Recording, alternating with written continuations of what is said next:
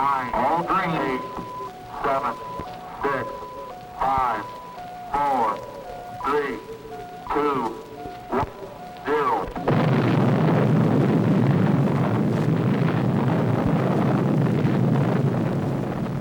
Since the splitting of the atom only a few decades ago, and through his God-given genius of science, man, at last, has succeeded in penetrating further and further into the unknown vastness of space.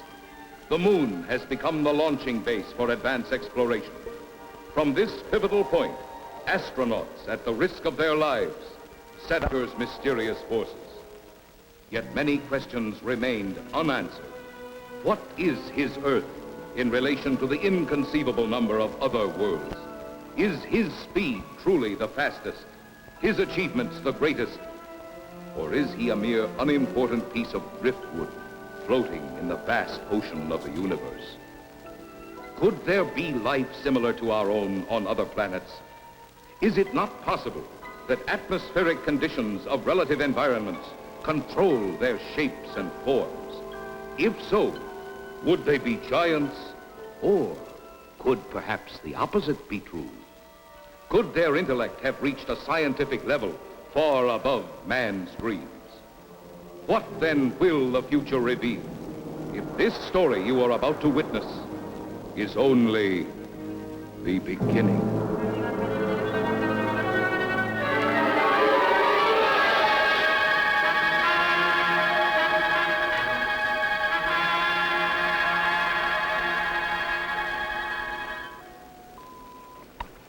Log entry, Pegasus 3, March 16th, 1980. Captain Leonard, pilot, Lieutenant Webb, navigator. This is the 7th and last day of Space Reconnaissance Research, Flight 361, from United States Air Force Lunar Base 1. We are 21,000 miles from base, bearing at 270 degrees, 23 minutes. Azimuth at plus 46 degrees, 46 degrees, 50 minutes, ecliptic.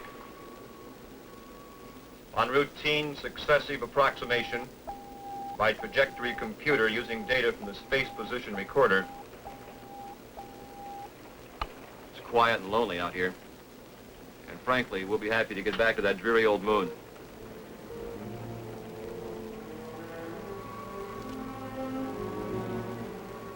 We're almost a degree off trajectory, Captain. Equipment check's okay. Must be an outside acceleration force.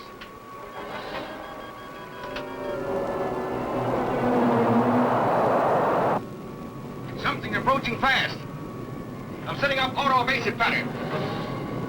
A large planetoid object is on a direct collision course with us.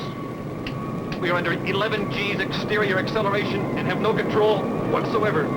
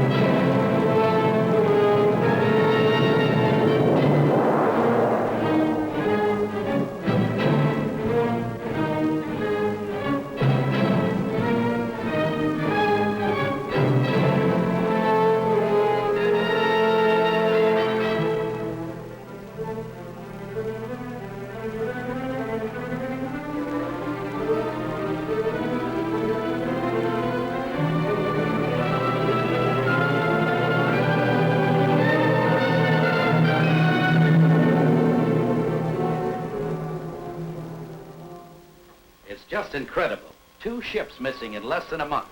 Nothing within thousands of miles of their position. And yet they crash into something that appears suddenly on our radar, big enough to be a planet. And then the next instant it disappears. It's against all theories of space. You get the same reports from bases 2 and 3?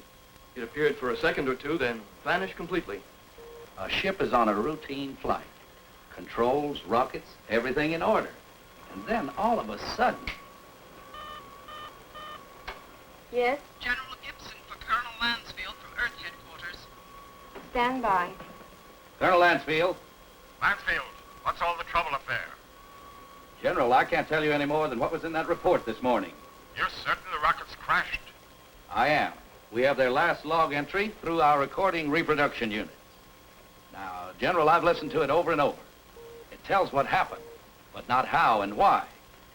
What do you suggest? I don't know, General. No doubt the rocket's destroyed. We don't know what we're looking for. This mysterious planet seems to come and go at such speeds, it's impossible to track. Phantom planet, Lansfield. You're a little old to think that, aren't you? This is a capable base, General, run by capable men. Now, there's something out there that isn't supposed to be. All right, take it easy. Send another reconnaissance with Chapman. Chapman? I need him for the Mars project. If this phantom planet thing isn't cleared up, there won't be any Mars project. Send him. Yes, sir. Ask Chapman to report. Yes, sir. Captain Chapman, report to the Colonel.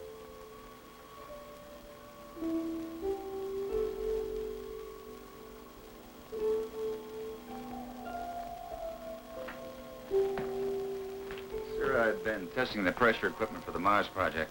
Forget about that now, Chapman. You leave tomorrow morning. The General wants someone with your experience. I don't know whether to feel flattered or not. What exactly will I be looking for? A floating space monster? This is no joke, Frank. I wish it were. Sorry, sir. You know how rumors move around this base. Well, that's one of the things we hope that you'll dispel. Well, you're the colonel. I'll take a crack at anything once. And that's about all you'll get, Frank. One crack.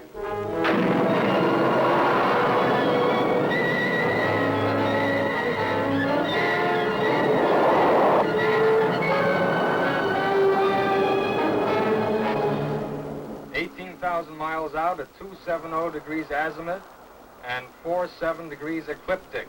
Speed, 4.6 miles per second. Check. Computer guidance on. Stability course on. Directional rocket port off. Directional rocket starboard off. Sets automatic. Check. That does it, Captain. We can relax a bit now. Takeoff's always the same.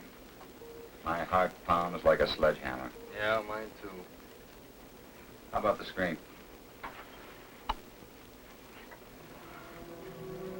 Never fails to fascinate me from up here. You know, Captain, every year of my life, I grow more and more convinced that the wisest and best is to fix our attention on the good and on the beautiful. If you'll just take the time to look at it. Here's some guy, McConan. Lunar Base 1 to Pegasus 4. Lunar Base 1 to Pegasus 4. Can you read me? This is Pegasus 4 to Lunar Base 1. This is Lieutenant McConan. Colonel Lansfield for Captain Chapman. Chapman standing by. Anything out there, Frank? Nothing, Colonel. It's almost too quiet. Well, keep alert. And don't waver off your course 1 degree, unless you think you're on to something. And if you do get on to something, report at once.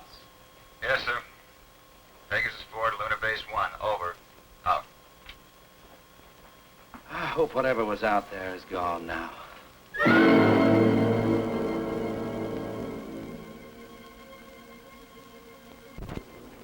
What's our elapsed time from base?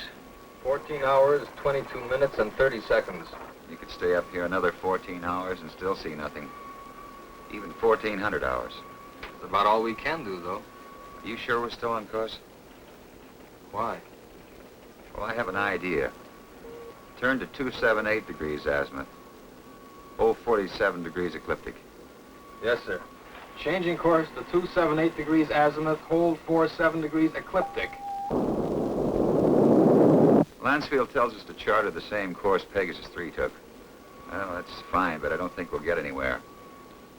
This strange planet dashes about like it's supposed to. It figures we won't find it around here. So we're changing course. Lightning never strikes twice in the same place. Precisely. You with me? Like I said, you're the captain. I'll take a new reading. Thanks, Ray.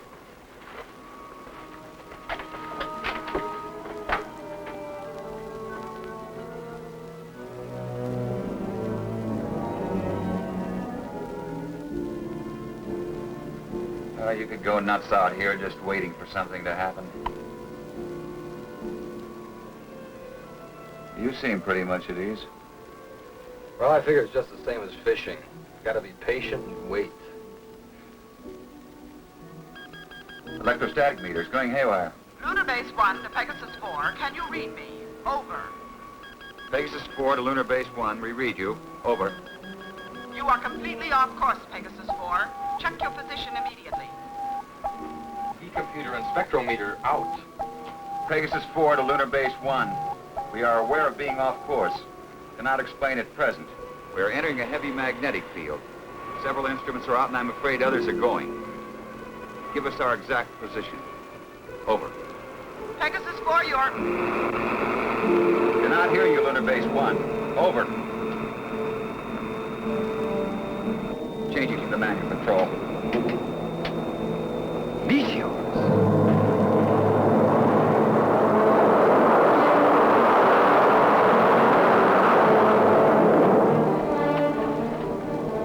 Boy, that was close. Yeah, and I'm afraid it isn't over yet.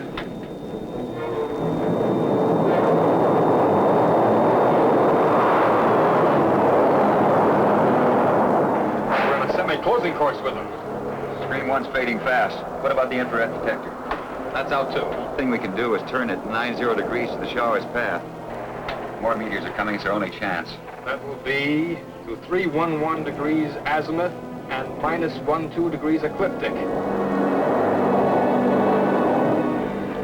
Here they come. This is it.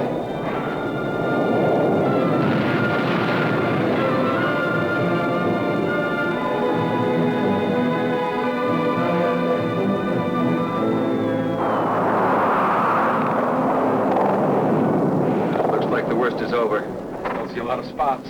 Now, those are ionized trails. They'll persist for a while. Well, let's hope they're no stragglers. With these instruments out, there won't be any way to tell if they're coming from another direction. Trick now is to get back to the moon. I think we'll make it. Yeah. Okay, Ray, let's go through a tight beat check. Right. Cabin pressure. 20 coming up. Retroport. Positive. Retro starboard. Positive. Main circuit 1. Negative. Main 2. Negative. Now, let's try the auxiliaries. Main 1. Negative. Main 2.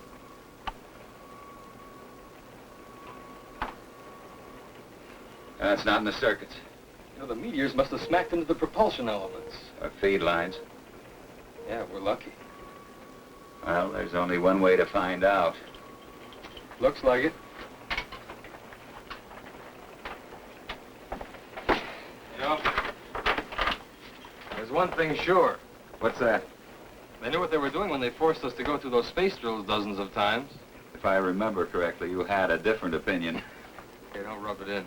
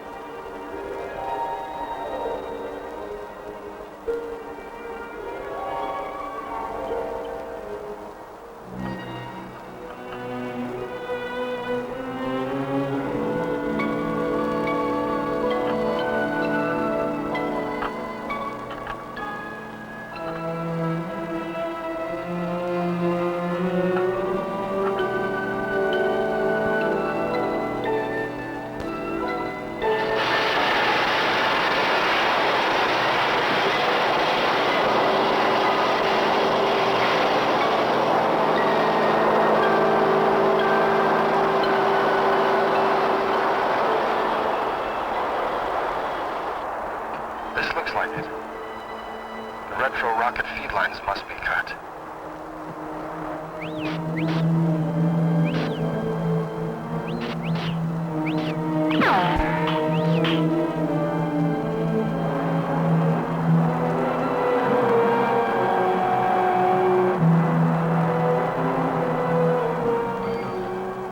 Frank, your airline's broken.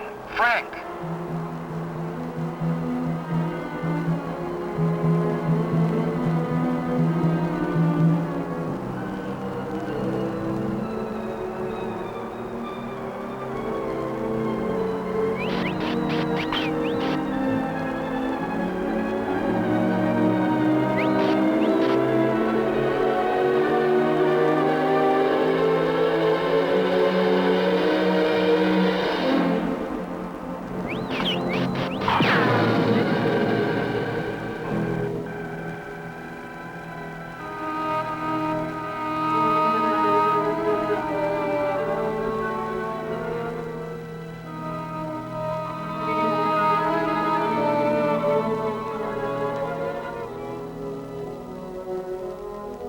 Our Father, who art in heaven, hallowed be thy name.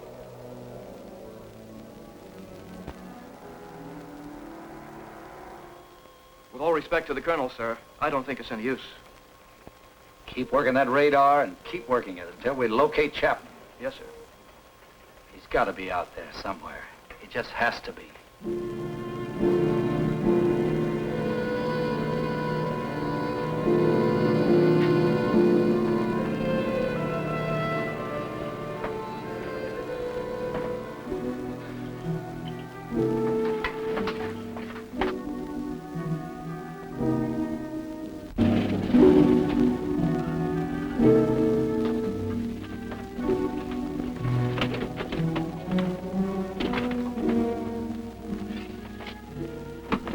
Ray.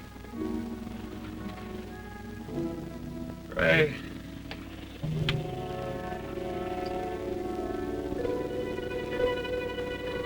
Lieutenant McConnell.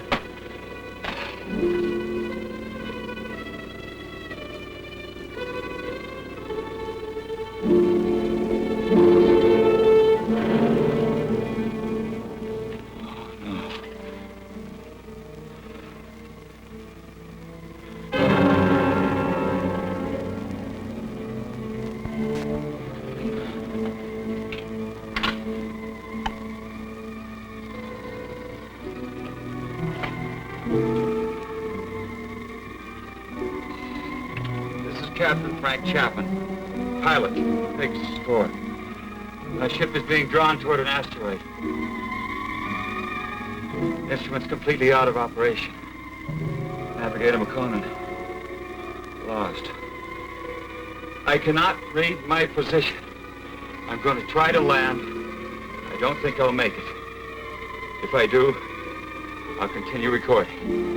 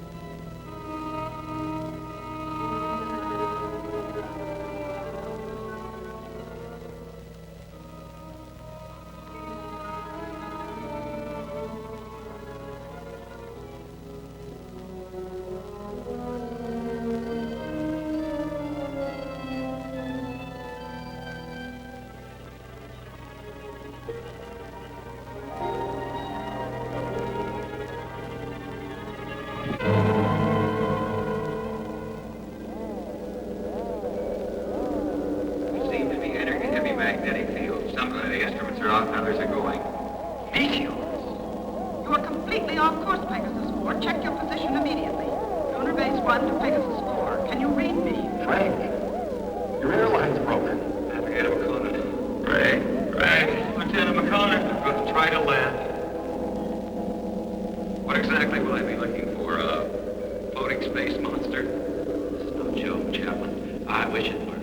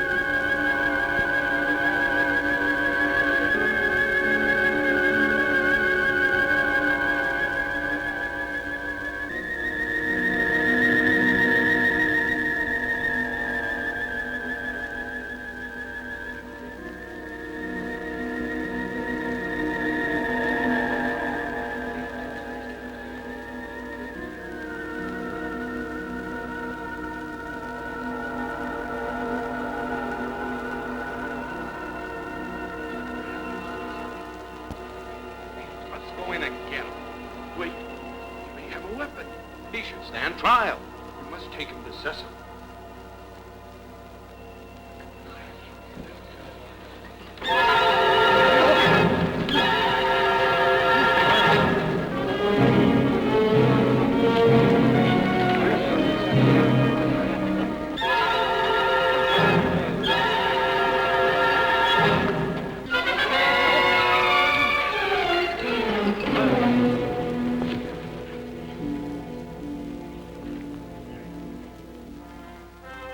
We will begin the trial.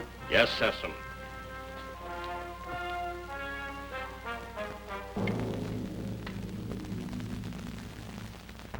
Thank you, Sessom. Bring in the jurors.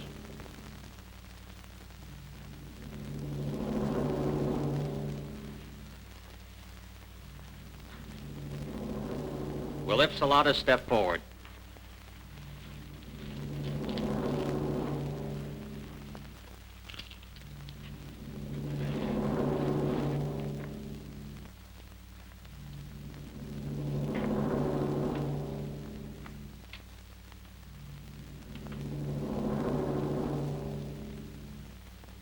Call the prisoner. Bring in the prisoner.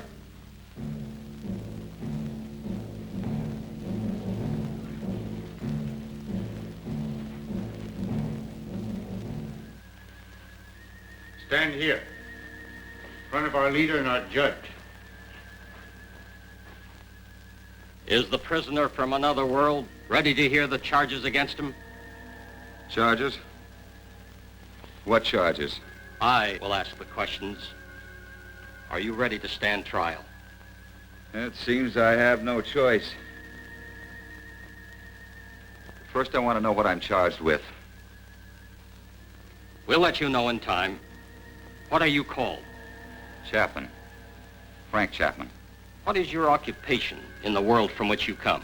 I'm a captain in the Air Force of the United States, a country on Earth, Space Exploration Wing. But you must know about us.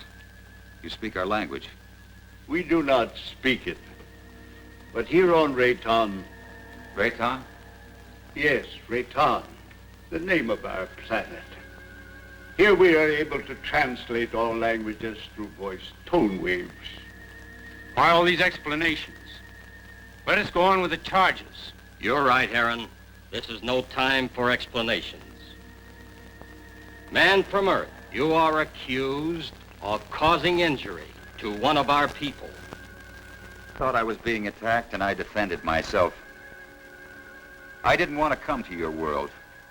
I lost control of my ship. It was like being pulled toward your planet by an enormous gravitational force. You were, when you came into our path of travel. Path of travel. Phantom Planet. We managed just in time to control your landing by releasing the pressure in our space warp. I don't understand. There are many things you will not understand here. Maybe in time you shall. In time? That is correct. The jury will now vote and find you guilty or not guilty for inflicting injury on a Rayton man.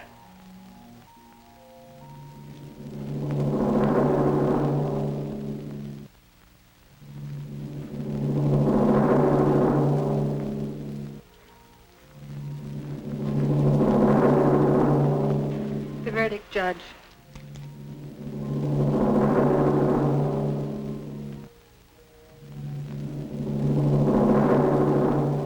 I find you guilty as charged. You are now a free subject of Rayton. The jury is dismissed. That is all. You are now a free subject of Rayton. That is not all. Listen, I don't know what kind of a place this is, but you must have some kind of law here. This planet pulled me to it. I didn't come here by choice. But being here, you cannot be permitted to leave. We must keep our security at any cost. So, I must pronounce you guilty. No penalties will be lodged against you. But you must become a subject of Rayton. Trial is concluded. Nothing is concluded. What is this? First I'm found guilty of something that's not my fault, and then I'm set free. Well, free to go where? Back to my world 6 inches tall? Don't worry. No harm will come to you. I'm Liara, Sessom's daughter. I'll show you to your quarters. Oh, come. We'll talk on the way.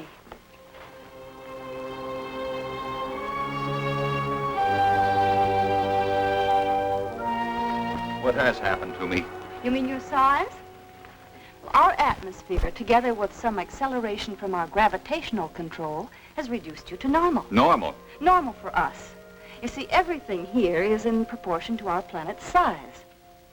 We know several worlds that have creatures larger or smaller according to the size of their world. Do you feel any different? No, but it's not exactly funny to think that someone on Earth could carry me about in their pocket. Oh, that would never happen. The oxygen in your atmosphere would restore you immediately to your regular size. But either way, it wouldn't matter. You'll never see your world again.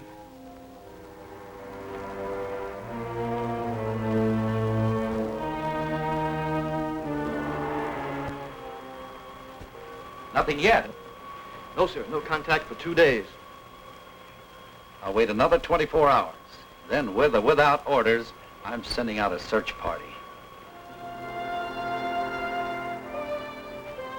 You wanted to see me? Yes. Will you excuse me?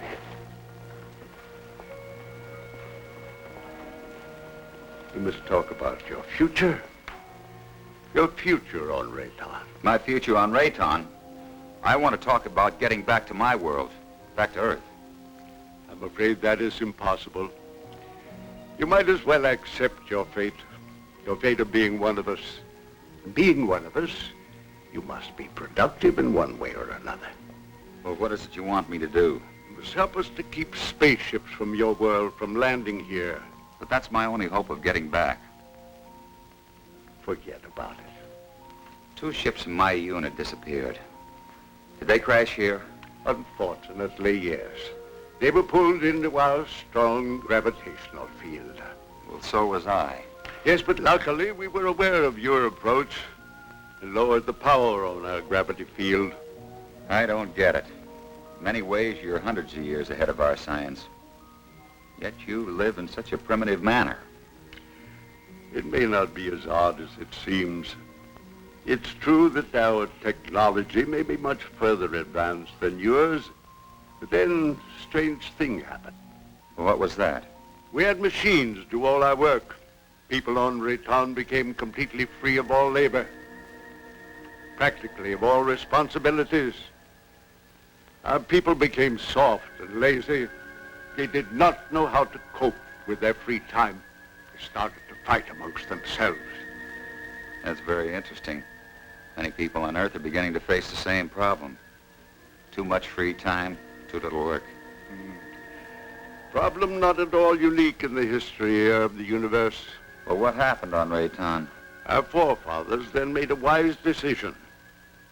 They returned to, as you say, our primitive ways. The Raytons again had to toil for their living. They became much stronger, much happier, much more valuable. But you didn't forsake all of your scientific achievements.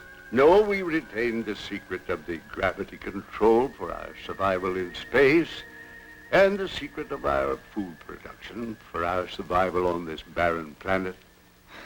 You sacrificed advancement for this. Sessom rules us and we are content. Now, can't we get on with this, Sessom? Aaron is hasty. We all are. Our lives have been changed so much. I would like you to become acquainted with our ways. Later, you may choose a wife. Liara or Zeta. Zeta cannot speak, but she is a fine woman. Well, between the two, it would be difficult to make a choice. It is no problem. You may take your time, but once you've made your choice, remember, it must not be taken lightly.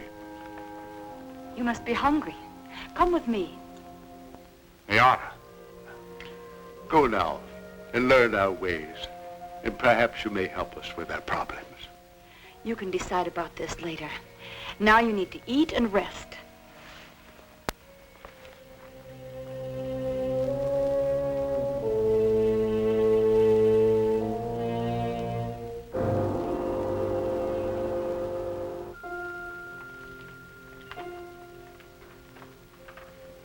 This is good. What is it? Well, I think it's the equivalent of your breadfruit. We made it chemically for you since nothing grows here on this planet. Oh, here. Drink this. It's good for you, and it'll help to make you rest. You need it. You say nothing grows here. Well, then how do you exist? Well, our bodies are so constructed that we need very little food because of the air we breathe. Feeling better now? I hope so. Yes. But I'd like to get out of here. You're a strange one, Frank Chapman. I'm a strange one. What about everybody else? And don't call me Frank Chapman. My name is Frank Chapman. 2 words. Yes. Frank Chapman. Oh, I'm sorry. I didn't mean to be so rough. It's just that, well, this is so new to me. You know what I'd like to do if I had a choice? What? I'd like to return to my ship. Well, that's impossible. Then you see, I'm still a prisoner. Not at all. You're free to go anywhere here on Rayton. Except to my ship. Your rocket is no longer on this planet. It was sent off last night while you were sleeping.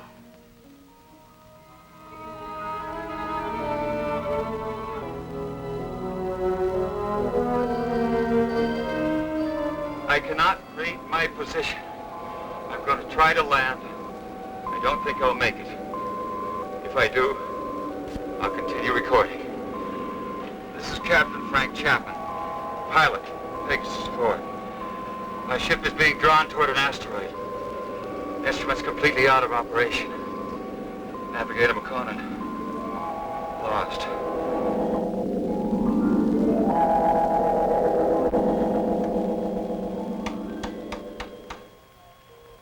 Sir, unidentified object on screen. This must be Chapman's ship, Colonel. Certainly has all the indications and all the characteristics of a spaceship. And no other unit of ours is scheduled for flight in this area. Any contact? None, Colonel. Just static. His auto-emergency transmitter should be on full blast. I'm tuned to all Pegasus frequencies, sir. So are the automatic relays on Earth. Good. This must be Chapman's ship. What else can it be? Captain Beecher and Lieutenant White are to report to the briefing room immediately and stand by for takeoff. Now report immediately any news or anything unusual on your radio and radar relays. Yes, sir.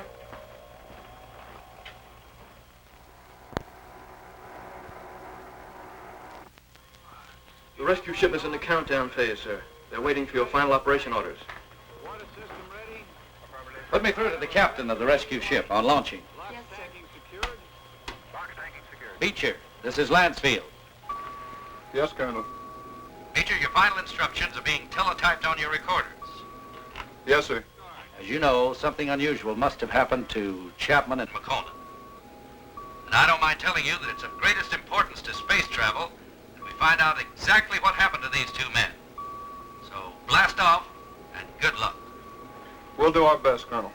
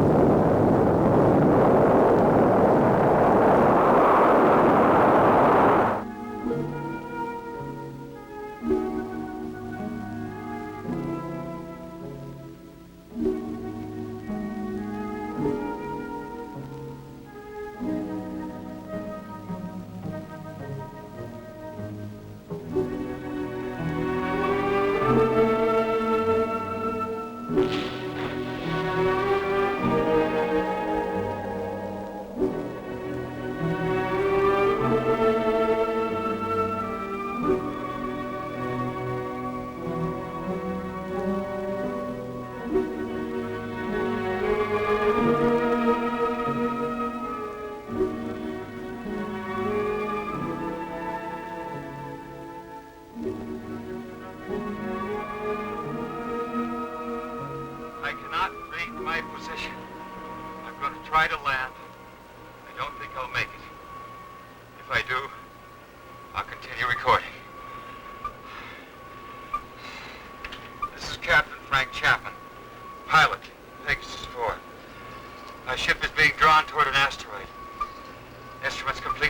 operation. Navigator McConan. Lost. Pegasus 4 to Lunar Base 1. Pegasus 4 to Lunar Base 1. This is Captain Beecher, over. Lunar Base 1 to Pegasus 4. We read you, Captain Beecher. Good work. Stand by for Colonel Lansfield. Beecher, how are they? They're not. I mean, there's no one on board. There isn't a sign of life. Two men just don't get up and walk off a rocket in the middle of space? No, sir. Then what the devil? Chapman recorded a final message, sir, but it doesn't make sense. Our rep-roll units are picking it up. We're examining it. Can you bring her in? I'll have to check out the instruments, but I think so. All right, give it a try. White can bring your ship in. Yes, sir. And Beecher. Yes, sir. Good luck.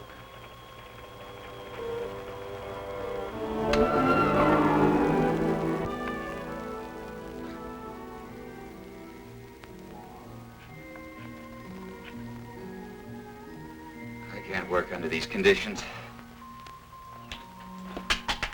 I must know more about the directional flight machine. When the time comes. Well, the time has come. I want to speak to Sesson. And right now. Very well.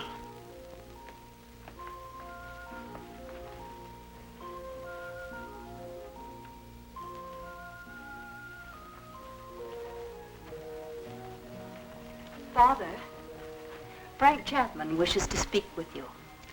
Do you want to talk about Liara? That isn't what I came here to discuss. My work has reached a stage and I need to know more about your gravity control. It is too soon. Now, how do we know he's not a spy for the Solarites? You're too distrusting, Heron. All right. You may see it.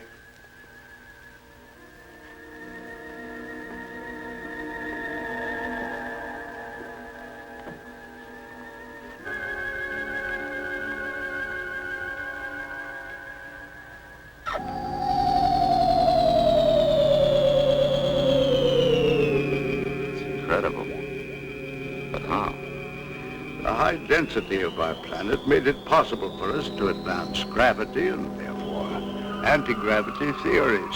It's beyond me. Einstein was working on this problem, but he died before he could complete his investigations. What causes Rayton's high density? The atoms on this planet have narrower electronic orbits than the atoms on most other planets. The smaller they become, the easier it is for us to control and take advantage of positive and negative gravity. But why is Rayton getting smaller? This planet is slowly using up the energy that holds the atomic particles together. You mean you might disintegrate into nothing? Yes, someday. But it will not be in our time. Well, I guess it's the same as on Earth. We don't seem to worry that our sun might be cooling off in many millions of years. The danger for us is that sudden bursts of concentrated heat directed on our Rayton might suddenly speed up the process of time. You think that's possible? We have enemies who want our knowledge of gravity and who know our weakness. You're expecting an attack? When you have enemies, you always expect an attack.